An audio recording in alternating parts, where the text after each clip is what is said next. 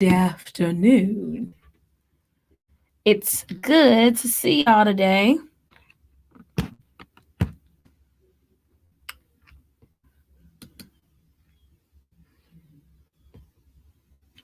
Okay. Let me see. I want to wait for a few folks to get in here before we get started.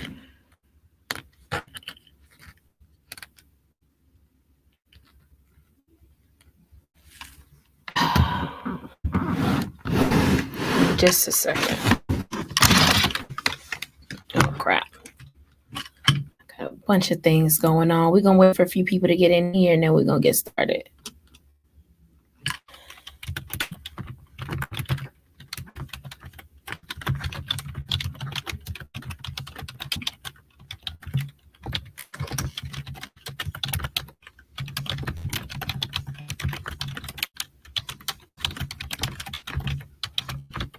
Come on, y'all. Get in here.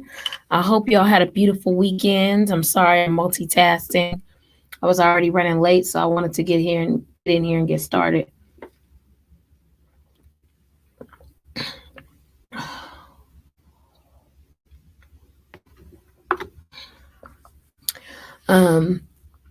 So today we have such an exciting topic. We're going to be talking about cheating, y'all.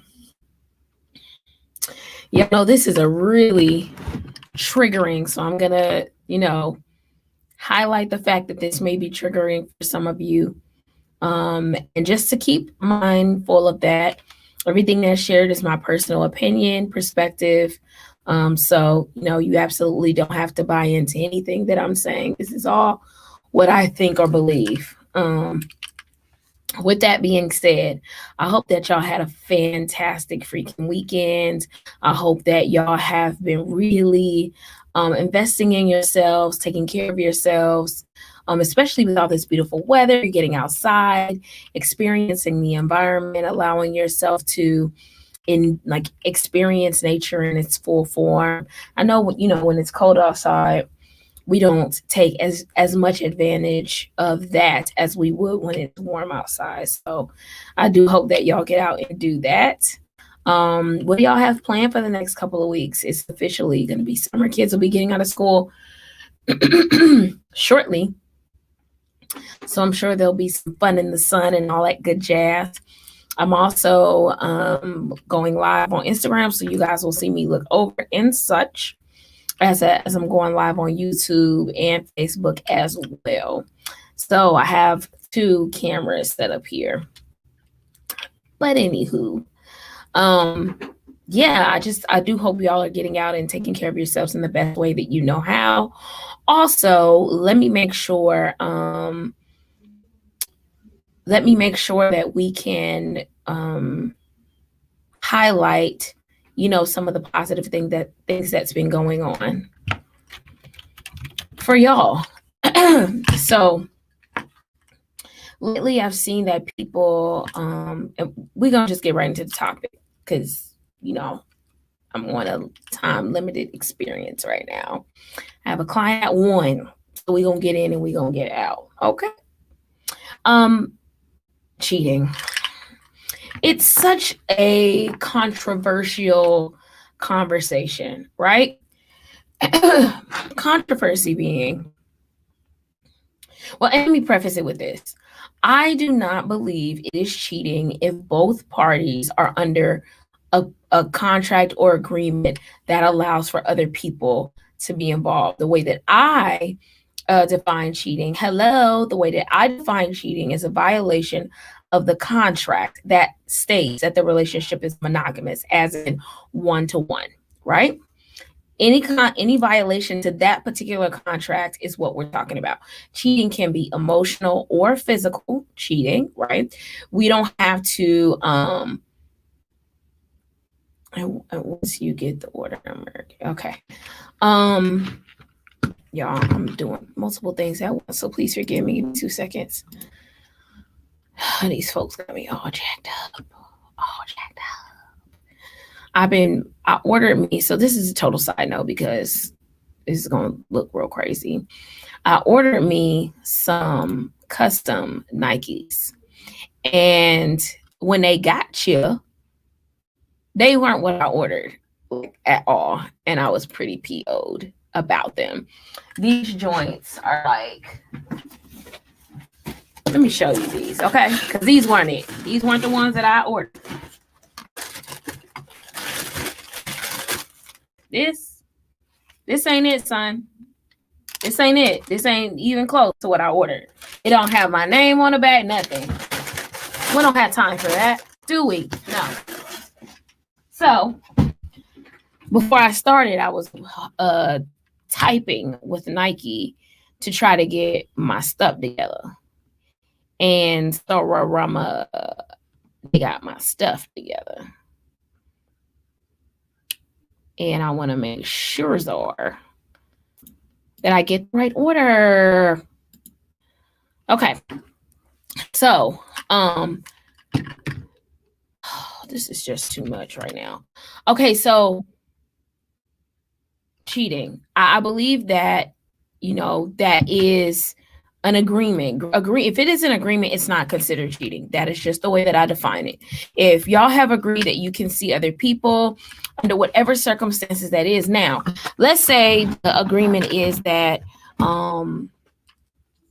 you can have sex with someone else, but it cannot be a continuous relationship. As in, you can't go out on dates. You're not talking to each other all the time, that kind of thing. Cool. So any violation of that, right, would be technically considered cheating. Okay? Okay. Following, because I want to be very clear that, like, I want to make sure, as we're having this conversation, that it is not taken out of context. The context for what I consider cheating is a little bit more tailored, if that makes sense. I know that people will say cheating is such a wide variety, but in my perspective, it's not. This was the contract. This was what y'all agreed on as a couple or individuals together, and was it violated or not? That's really, really what it comes down to for me when we talk about the whole concept of cheating. So when we say pros and cons, we'll start with the F. What do you mean pros and cons? This is the thing. I believe everything in life has a good, bad, and indifferent. Okay. There are things that we absolutely agree to. There are things that we love, dislike, etc. And cheating, it benefits. There are benefits, and there are absolutely consequences to it. What are some of the benefits? Here again, I'm going to be clear that this is my perspective only. Okay. I am writing a book on this. This will be out at the beginning of the year. It's going to expand on this topic a lot more. So look out for that. What are some of the benefits? Some of the benefits, in my perspective, include being able to figure out if this is where you want to be. Most times I find that cheating signals that something is not right? Something is going absolutely wrong, or we are under the guise that this is someone that we think they're not. Does that make sense? What does that mean? So, one, maybe this is this can be the springing board or the red flag or the flag on a play, that says, okay, hold on, let me recalibrate. What am I doing? What are we doing? Let's figure out if this is what we want to do, etc., etc., etc. So I do think that is an absolute benefit to cheating. Am I telling people to go out and cheat? Absolutely hell no. What I am saying is, if you find yourself in that predicament, these are some things that you may want to consider. This, does this bring us back to the chalkboard? Like, for us to kind of rethink and reconfigure what our relationship looks like? Yes. Does it prompt people to consider, hey, how are things going? Like a temperature check sometimes. Unfortunately, it's an extreme version, but, a temperature check nonetheless. Where is my relationship? How did we get here? Where are we going? Is this something I want to continue? Is this a hell no for me? Is this a scenario where I can find myself continuing and we make adjustments from here? Again, a temperature check. Where am I? What are we doing? That kind of thing. Another benefit to cheating. Again, I'm not telling people to go out and cheat. I'm simply saying, if you find yourself in this scenario, these are some benefits that you could possibly get out of them. Okay. All right, cool. Temperature check, recalibration, reconsideration, thinking about your other opportunities, right? So a lot of times, sometimes people are just trying to make a square peg fit into a round hole in relationships, and that does not work, right? You do whatever works for you and your spouse. However, sometimes it's just not a fit. Even when we want it to be a fit, it's just not, and that's okay too.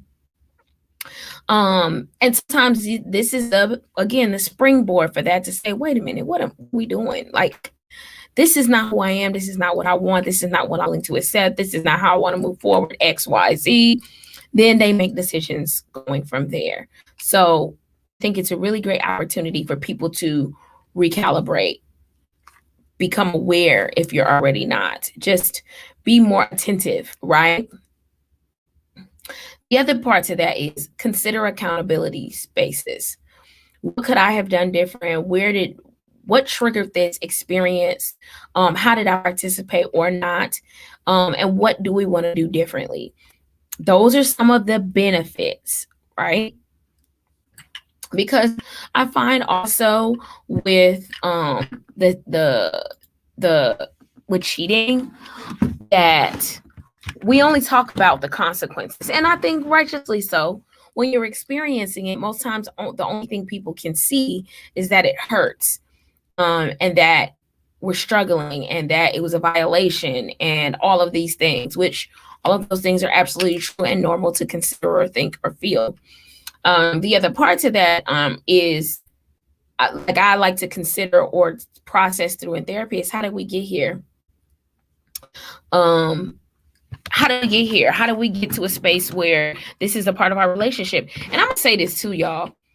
Sometimes, a lot of times, most times, the writing is on the wall, right?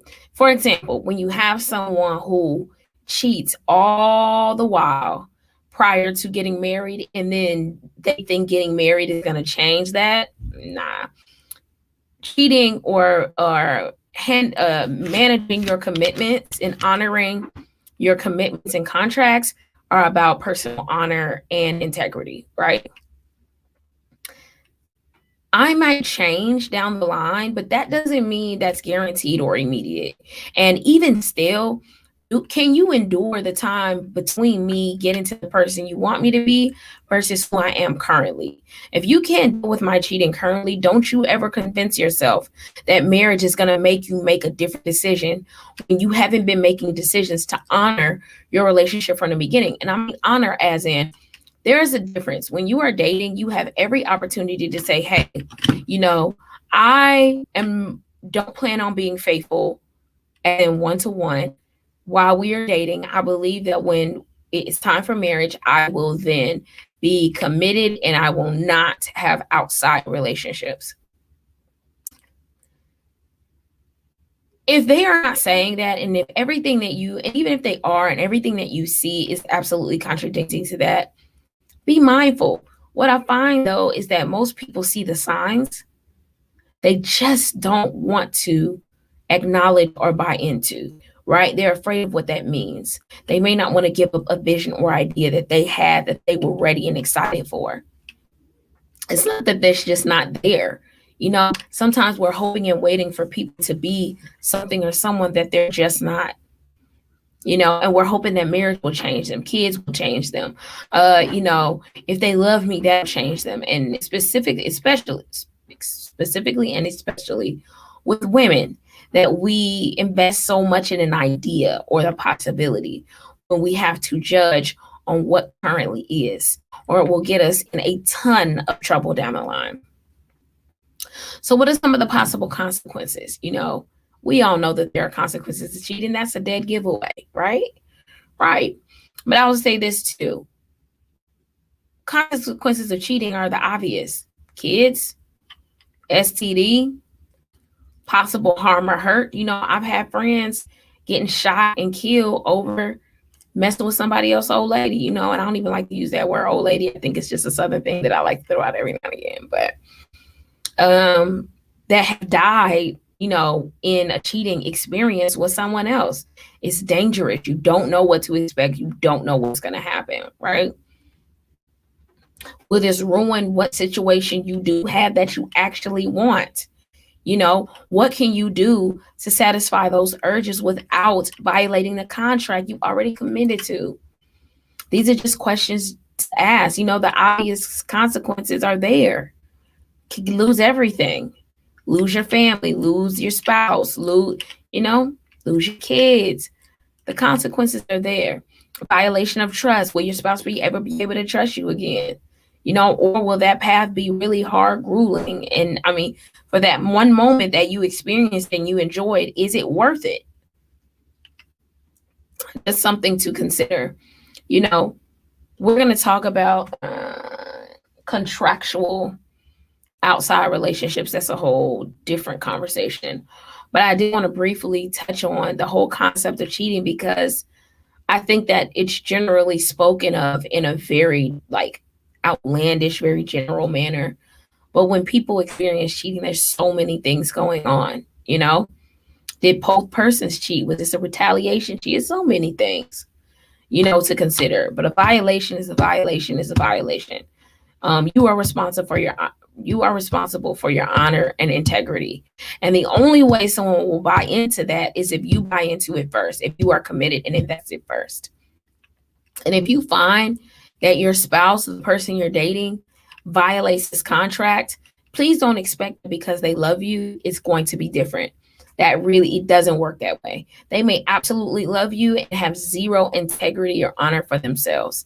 So that's not going to change their choices. It may have them rethink. It may have them feeling some guilt and shame and all of that good jazz. But if they're going to cheat, they're going to cheat. That's not something you can do. You can't be a guard dog. You can't, don't do this, don't do that, don't go this way, don't wear this, don't, who of us has time to be babysitting adults? I don't. Ain't nobody got time for that. So if that's the case, again, just coming to the table, how open are all of y'all to having conversations with your spouses when they have desires of being with someone else? Not that they've done anything, not that they've talked to anyone else. How open are y'all to having those kinds of conversations? Because that can also make the difference. When people feel like they're stuck in a box and they cannot be communicative and they have to hide from what they feel, it doesn't mean they're going to go out and do it, but it does mean that they're trying to be respectful of you and your commitment enough to express what they're feeling or what they think they're missing. So just some things for y'all to consider. Make sure you tag a friend, like, subscribe to my YouTube page at The Barefoot Therapist on YouTube, Facebook, Instagram, same thing at The Barefoot Therapist. Make sure that you get, if you haven't gotten Finding Me, make sure that you get that. Get your copy. Also get your copy of the Couples Interactive Journal that's on my website, the Mahogany Project, projek.com. I appreciate y'all so much. Hope you have a beautiful day. If you have any questions, comments, concerns, challenges, let me know. If not, sending love from my space to yours. Peace.